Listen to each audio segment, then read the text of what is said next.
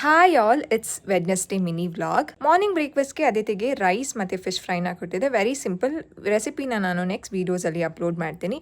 ಮನೆಗೆ ಪಯ್ಯ ಬಂದಿದ್ರು. ಪಯ್ಯ ಅಂತಂದರೆ ಪನ್ವಿತ್, ಅದಿತಿ ಫ್ರೆಂಡ್. ಅದಿತಿಗೆ ಪನ್ವಿತ್ ಅಂತ ಹೇಳೋದಕ್ಕೆ ಬರೋದಿಲ್ಲ ಅಂತ ಅಂದ್ಬಿಟ್ಟು ಪಯ್ಯ ಅಂತ ಕರೀತಾರೆ. ಸೊ ನನಗೂ ಅದೇ ಅಭ್ಯಾಸ ಆಗಿಬಿಟ್ಟಿದೆ.